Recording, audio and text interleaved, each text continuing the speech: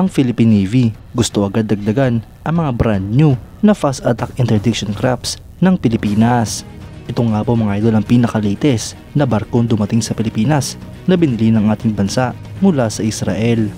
Yan ang pag-uusapan natin, pero bago yan, kung bago ka lang sa aking channel, ay huwag mong kalimutang mag-like, subscribe at i-hit mo na rin ang notification bell button para lagi kang updated sa mga bagong videos natin.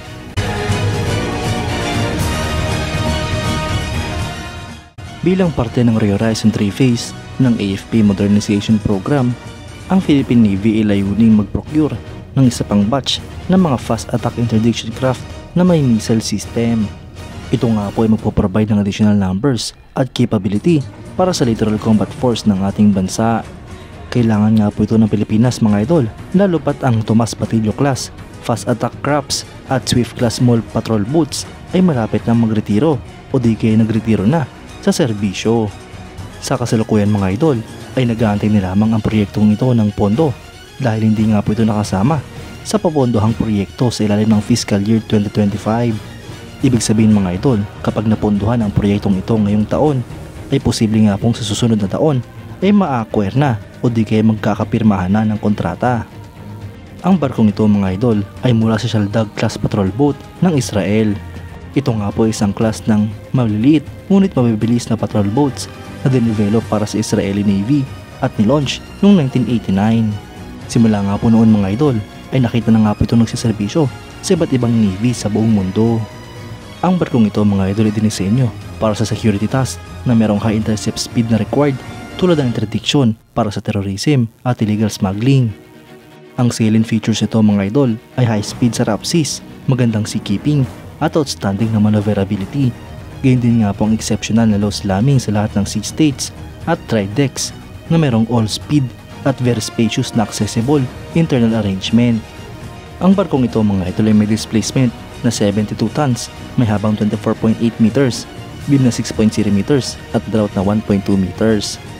Ang propulsion nga po nito ay dalawang MTU 12V 396TE engines at dalawang steerable Kimawa water jets. Ito nga po ay merong maximum speed na 50 knots at capacity hanggang sa 6 tons. Ang armament naman nito mga idol ay isang Typhoon weapon system na merong 25mm gun, isang 20mm cannon at dalawang 0.5-inch general purpose machine guns. Ang mga military operators nito mga idol ay Equatorial Guinea, Israel, Nigeria, Pilipinas, Senegal at Sri Lanka.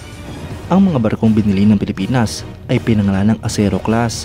Noong 2019, ang Philippine Navy ay nagkaroon ng requirement para mag-procure ng mga bagong class ng fast attack crafts. Ito nga po ay dapat missile capable na at ito ay binase sa Shaldag Mark V patrol boat ng Israel.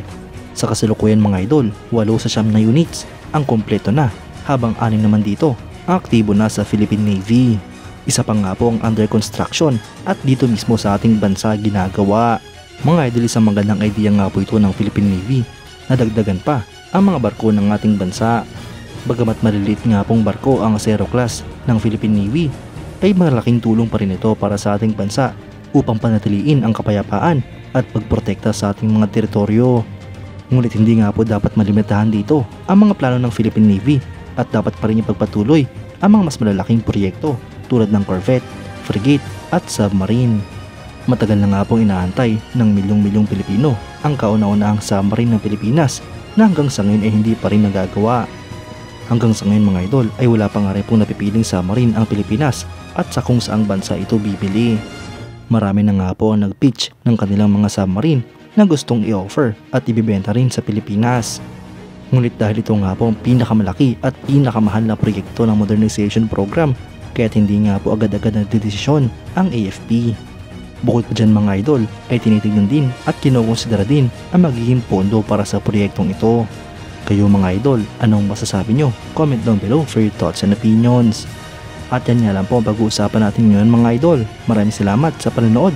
Huwag nyo rin kalimutang mag-like at subscribe bilang suporta sa ating channel. Mabuhay kayo mga idol!